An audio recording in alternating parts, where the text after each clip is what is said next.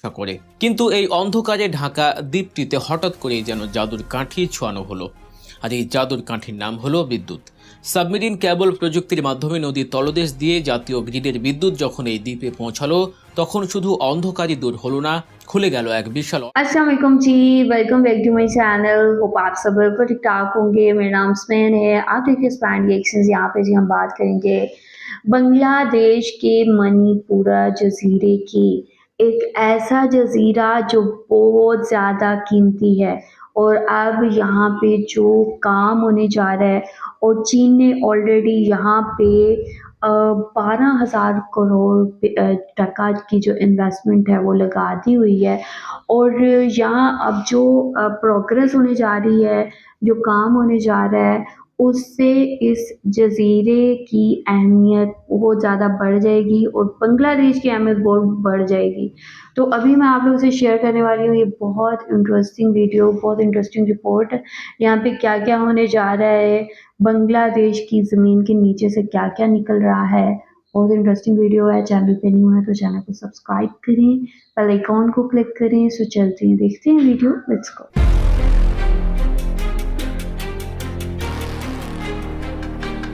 চারদিকে অথই পানি আর মাঝখানে এক টুকরো বিচ্ছিন্ন দ্বীপ।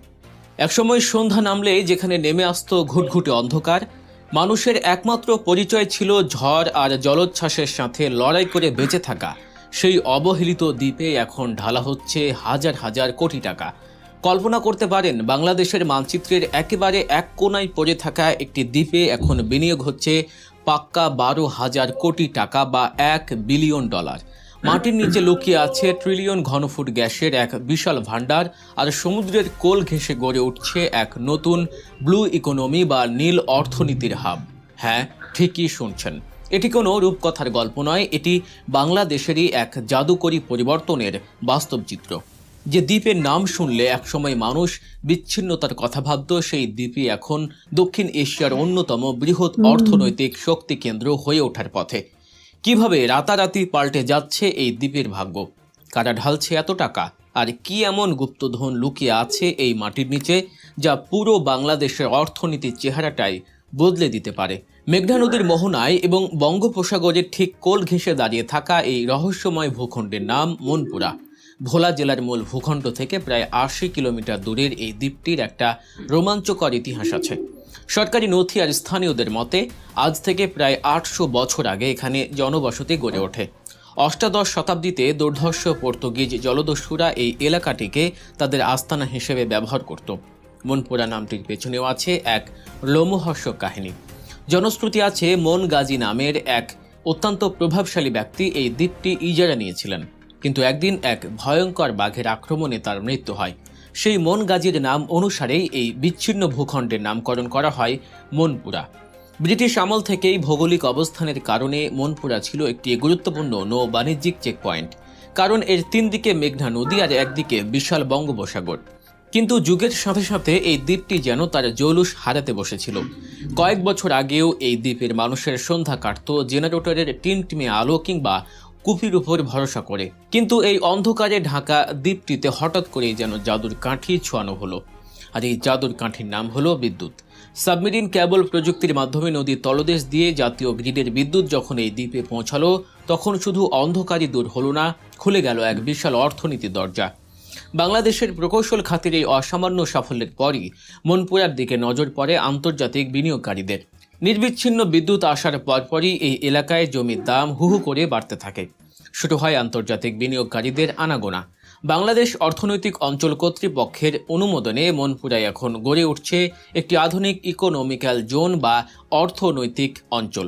আর এখানে সবচেয়ে বড় চমকটা দেখিয়েছে চীনের বিখ্যাত কোম্পানি লিজ ফ্যাশন ইন্ডাস্ট্রিজ। তারা এই দ্বীপে প্রায় $1 বিলিয়ন অর্থাৎ বাংলাদেশি মুদ্রায় প্রায় 12,000 কোটি টাকার বিশাল বিনিয়োগ নিয়ে হাজির হয়েছে।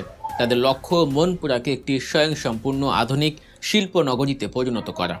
এই মেগা প্রকল্পের আওতায় এখানে গড়ে তোলা হবে টেক্সটাইল শিল্প, তৈরি পোশাক কারখানা এবং অত্যাধুনিক মৎস্য প্রক্রিয়াজাতকরণ শিল্প। ভাবছেন, এত জায়গা থাকতে বিদেশিরা কেন এই দুর্গম দ্বীপকে বেছে নিল? কারণটা একেবারে সহজ এবং দারুণ এক ব্যবসায়িক কৌশল। বঙ্গোপসাগরের খুব কাছে হওয়ায় এই শিল্প নগরীতে উৎপাদিত পণ্য খুব সহজেই সরাসরি বড় বড় জাহাজে করে বিদেশে রপ্তানি করা যাবে।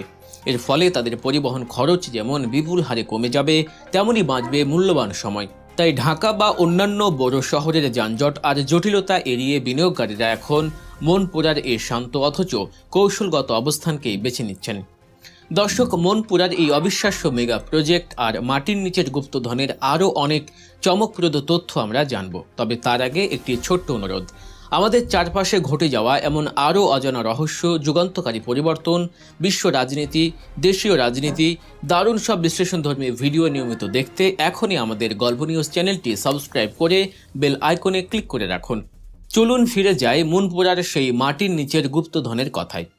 মনপুরার সম্ভাবনা শুধু মাটির উপরেই সীমাবদ্ধ নেই, আসল খেলাটা লুকিয়ে আছে মাটির গভীরে। রাষ্ট্রীয় তেল গ্যাস অনুসন্ধান প্রতিষ্ঠান বাপেক্স ইতিমধ্যেই এই এলাকায় 3D সিসমিক জরিপ শুরু করেছে।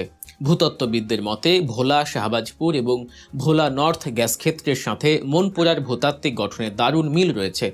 যদি এই জরিপ সফল হয় তবে ধারণা করা হচ্ছে এখানে ট্রিলিয়ন কিউবিক ফুট গ্যাসের বিশাল মজুদ পাওয়া যেতে পারে। একবার ভাবুন তো, যদি এই গ্যাস উত্তোলন করা সম্ভব হয় তবে কি হবে? এই গ্যাস দিয়ে স্থানীয় শিল্প কারখানাগুলো খুব কম খরচে চালানো যাবে। জাতীয় গ্রিডের উপর বিদ্যুতের যে বিপুল চাপ তা অনেকটাই কমে আসবে। সবচেয়ে বড় কথা, বিদেশ থেকে হাজার হাজার কোটি টাকা খরচ করে আমাদের যে এলএনজি বা তরলীকৃত গ্যাস আমদানি করতে হয় সেই নির্ভরতাও জাদুকরীভাবে কমে যাবে। মনপুরার গ্যাস শুধু একটি দ্বীপের নয়, বরং গোটা বাংলাদেশের জ্বালানি নিরাপত্তার এক অন্যতম বড় হাতিয়ার হতে পারে। শিল্প আর জ্বালানির পাশাপাশি মনপুরার আরেক বিশাল সম্ভাবনার নাম পর্যটন।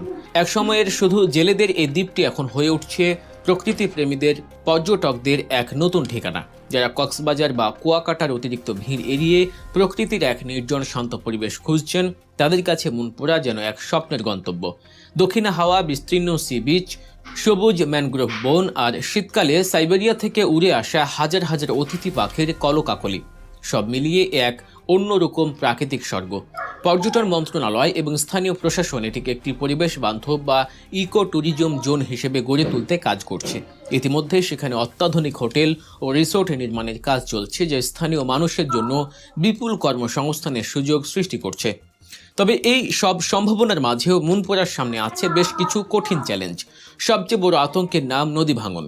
মেঘনার তীব্র স্রোতে দ্বীপের অনেক অংশ প্রায়ই ভাঙনের মুখে পড়ে। তবে আশার কথা হলো, পানি উন্নয়ন বোর্ড ইতিমধ্যে ভাঙন রোধে বড় ধরনের কাজ শুরু করেছে।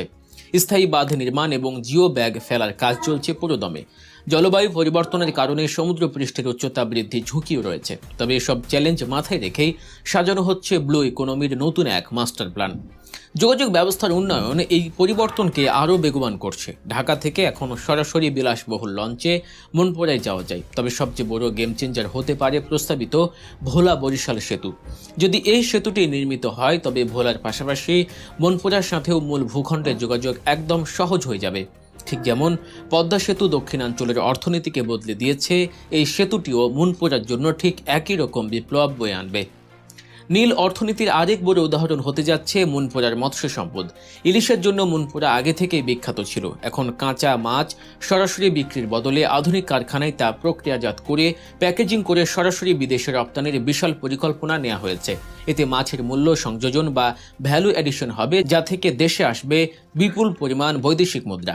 সব মিলিয়ে মনপুরা এখন সেই পুরনো অন্ধকার আর অবহেলিত বিচ্ছিন্ন দ্বীপ নেই। বিদ্যুৎ, গ্যাস, মেগা ইন্ডাস্ট্রি আর পর্যটন, এই চার শক্তিশালী পিলারের উপর ভর করে মনপুরা এখন দুর্বার গতিতে এগিয়ে যাচ্ছে। একসময়ের নিস্তব্ধ এই দ্বীপ খুব শিগগিরই হয়ে উঠবে বড় বড় কারখানার চিমনির ধোঁয়া, ব্যস্ত সমুদ্র বন্দর আর পণ্যবাহী বিশাল জাহাজের পদচারণায় মুখর এক আধুনিক শহর। আগামী 5 থেকে 10 বছরের মধ্যে মনপুরার চেহারা এমনভাবে বদলে যাবে যা হয়তো আমরা অনেকেই এখনও কল্পনাও করতে পারছি না। আন্তর্জাতিক বিনিয়োগকারীদের এত টাকা ঢালা প্রমাণ করে এই দ্বীপটি হতে যাচ্ছে উদীয়মান অর্থনীতির এক নতুন পাওয়ার হাউস। মেঘনার বুকে ভেসে থাকা এই ভূখণ্ড শুধু আর একটি দ্বীপ নয়, এটি একটি বাংলাদেশের এক নতুন সম্ভাবনার প্রতীক। দর্শক, অবহেলিত মনপুরার এই জাদুকরী রূপান্তর আপনার কেমন লাগলো? একটি অন্ধকার দ্বীপ থেকে বিলিয়ন ডলারের অর্থনৈতিক হাব হয়ে ওঠার এই গল্প কি আপনাকেও বিস্মিত করেছে? আপনার মূল্যবান মতামত অবশ্যই কমেন্ট করে আমাদের জানাবেন। ভিডিওটি তথ্যবহুল মনে হলে লাইক দিন এবং বন্ধুদের সাথে শেয়ার করে এই দারুণ ओके जी, ये रिपोर्ट आप लोगों ने देखी है। ये मणिपुरा का जज़ीरा है जो इतना लाइक ओल्ड है। अगर इसकी हिस्ट्री को देखें तो किसी वक्त पे कज़ाकों का इस पे कब्ज़ा था और वो इसका इस्तेमाल करते थे अपने कामों के लिए, ठीक है। लेकिन यहाँ पे बहुत अरसे तक जो इलेक्ट्रिसिटी है वो बिल्कुल नहीं थी। लेकिन यहाँ पे बांग्लादेश का कंट्रोल जब से इस पे आया है, यहाँ पे जी बिजली की जो फैसिलिटी है उसको लाया गया है और यहाँ पे जो बाकायदा बिजली की इंडस्ट्री सॉरी की जो प्रोडक्शन है वो की जा रही है। स्पेशली यहाँ पे चाइना की बहुत बड़ी इन्वेस्टमेंट इस जज़ीरे में की गई है। जज़ीरे में यहाँ पे जी एक इंडस्ट्रियल इन्वेस्टमेंट की गई है। इंडस्ट्री है टेक्सटाइल की इंडस्ट्री, उसको यहाँ पे जो है बनाया जा रहा है। यहाँ पे बड़ी तादाद में लोगों को जो है एम्प्लॉयमेंट मिलेगी और बहुत ज़्यादा जो एम्प्लॉयमेंट की अपॉर्चुनिटीज़ हैं यहाँ पे निकलेगी।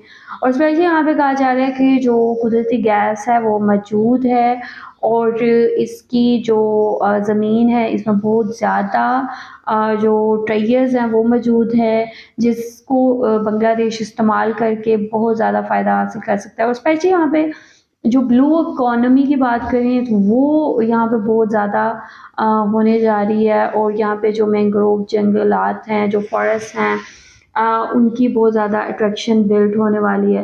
तो यहाँ पे जो इन्वेस्टमेंट की गई है वो बहुत ज़्यादा ह्यूज है, जो इस पूरे के पूरे लाइक आइसलैंड को बदल के रख देगी।